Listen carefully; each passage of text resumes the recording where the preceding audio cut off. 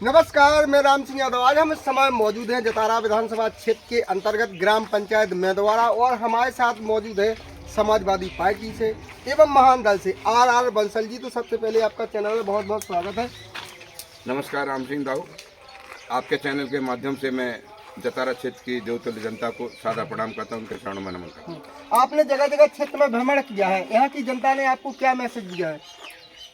यहाँ हमने पूरे जतारा विधानसभा के कस्बों ग्रामों में मैंने जनसंपर्क कर लिया है और यहाँ की जनता का बहुत ज़्यादा सहयोग हमको मिल रहा है, पूरा आशीर्वाद हमको मिल रहा है, क्योंकि हम समाजवादी और महान दल के गठबंधन के प्रत्याशी हैं और हमें जनता ने विश्वास दिया है कि हम अब की बार क्षेत्रीय व्यक्ति को यहाँ से चुनेंगे, क्योंकि मेरा गांव बैरवार है जो जतारा विधानसभा में आता है और मैं क्षेत्रीय होने के नाते मुझे जनता का भरपूर आशीर्वाद मिल रहा है। आपको क्या लगता है कि मध्य प्रदेश में, पहले तो आप ये बताइए अपने मध्य प्रदेश में आपकी जो पार्टी है कितना सीटों पर चुनाव लड़ रही है और कितनी सीटें आ सकती हैं?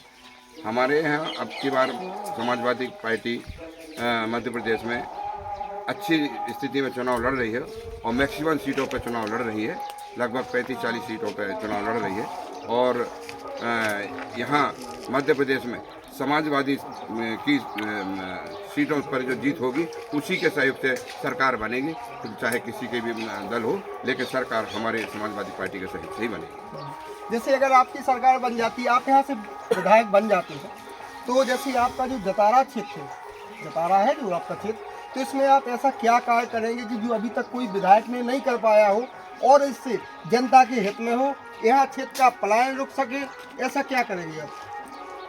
आपके प्रश्न का जवाब आपके उत्तर में ही है। सबसे बड़ी भयंकर समस्या यहाँ पर पलायन की है, क्योंकि पलायन क्यों हो रहा है? यहाँ रोजगार नहीं है, कृषि का कोई उच्च स्तर नहीं है और शिक्षा और स्वास्थ्य का भी बहुत गिरा हुआ स्तर है। इसलिए सबसे पहले यहाँ पलायन रोकने के लिए हम चाहेंगे कि हमारी समाजवादी पार्टी माननीय अखिलेश जी यादव के जो नियम हैं और उनके जो सिद्धांत हैं उनकी तरफ से सरकार में बैठ करके हम यहाँ के पलायन को रोकें, छोटे छोटे उद्योग लाएं, कृषि उद्योग लाएं और भी छोटे छोटे उद्योग लाएं, जिससे लोगों को रोजगार मिले और वो पलायन से रोक सकें। जैसे अभी सबसे बड़ा मुद्दा है यहाँ पर बेरोजगारी हमने देखा है, जगह जगह गए, हमने भ्रमण किया है, एक घर छोड़ के एक घर में बेरोजगारी है, आपने भी क्षेत्र में देखा है, सुना है, ठीक है? तो अगर आपकी सरकार बनती है तो इसको आप किस प्रकार से बेरोजगारी को आप रोक पाएंगे? ऐसी कौन सी वो करेंगे कि जैसे कि अभी नौजवान हैं, पढ़े लिखे नौजवान हैं, बच्चे हैं और उनको सर्विस नहीं मिल रही, सर्विस तो मिलना बहुत मुश्किल की बात है, आपने भी देखा है, तो आप ऐसा क्या करेंगे कि जिससे वो बेरोजगार मिट सकें? ये बहुत अच्छी बात बताई आपने कि बहुत बड़ी समस्या यहाँ पर रोजगार की है। पढ़ लिख कर के बच्चे घर बैठ जाते हैं, इनको कोई रोजगार है नहीं।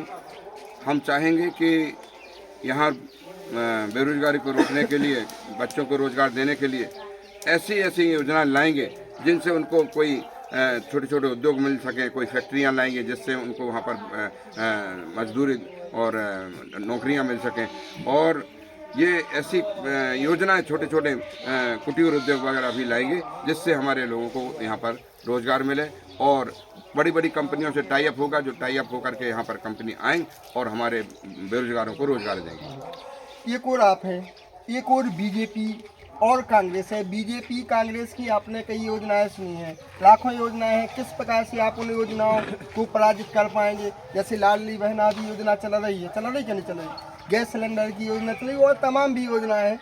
इसी प्रकार कांग्रेस से पूर्व मुख्यमंत्री के द्वारा भी कई योजनाएं हैं, जैसे लाडली बहना की 1500 रुपये बताया है उनने और अभी जो कि गैस सिलेंडर 500 रुपये में बताया, तो आप इनको किस प्रकार पराजित कर पाएंगे? मैं आपको बताना चाहता हूँ कि भारतीय जनता पार्टी केवल थोते वादे करते हैं। 18 साल से मुख्यमंत्री हैं, भारतीय जनता पार्टी की सत्ता में बैठी हुई पार्टी है और तब उनको लाडली बहना याद नहीं आई है, ठीक है ना? और जब आज चुनाव आ गया है तो लाडली बहना भी याद आई है, सब बहनें याद आ रही हैं, ये सब उनको याद करा देंगे। अभी 17 तारीख को होने वाले चुनाव में करा देंगे और इसके बाद देख लेना इनकी सब योजनाएं बंद हो जाना, क्योंकि ना इनको सत्ता में आना है और ना वो लाडली बहना का कोई याद कर पाएंगे। लाडली बहना तो क्या, इस प्रदेश में महिलाएं जितनी असुरक्षित हैं, महिलाओं के साथ जो घटनाएं घट रही उनको नहीं रोक पा रहे, तो ये लाडली बहनों का क्या भला करेंगे? हम चाहेंगे कि रोजगार मिले और इनके मान सम्मान हो, तो हम चाहते हैं जैसे अभी बच्चों के साथ जो है ज़्यादा मतलब उम्र हो जाती है और रोज़गार नहीं मिलता है। ये भारतीय जनता पार्टी कर्मचारियों के पैसे से सरकार चला रही है। 60 साल उसकी रिटायरमेंट की उम्र थी, अब उसके पास फंड नहीं है, बच्चों को रोज़गार देने का कोई योजना नहीं है, तो 60 साल की जगह 62 साल करती जा रही है। हमारे जो पढ़े लिखे बच्चे ओवर एज होते जा रहे हैं। हम अगर सत्ता में आ रहे हैं तो निश्चित तौर पर इन बच्चों को उम्र भी हमारे कर्मचारियों के 60 साल रहेगी और जो बढ़ाते जा रहे हैं उसको घटा करके हमने बच्चों को रोजगार देंगे। हमने सुना है, जगह जगह भ्रमण किया है, हमने सुना है कि बीजेपी और जो अपनी महान दल है जो एकजुट हो चुकी है, इस संबंध में आप क्या कहेंगे? बिल्कुल ये बात सही है कि हमारे समाजवादी पार्टी के राष्ट्रीय अध्यक्ष माननीय अखिलेश यादव ने हमारे महान दल के राष्ट्रीय अध्यक्ष श्री केशव देव मौर्य जी के दोनों के गठबंधन से हमको टिकट दिया है और ये दोनों पार्टियां, दोनों गठबंधन होकर के दोनों पार्टियां क्षेत्र में अच्छा काम कर रही हैं और जनता की और मजदूरों की और किसानों की और बेरोजगारों की और महिलाओं की समस्याएं सुन रही हैं, उस पर अच्छा काम कर रही हैं। दोनों दल मिलकर के सरकार बनाई। नहीं, हमने तीसरा दल बीजेपी भी सुना है कि बीजेपी से भी जॉइंटिंग है, इस संबंध में पूछ रहे हैं हम।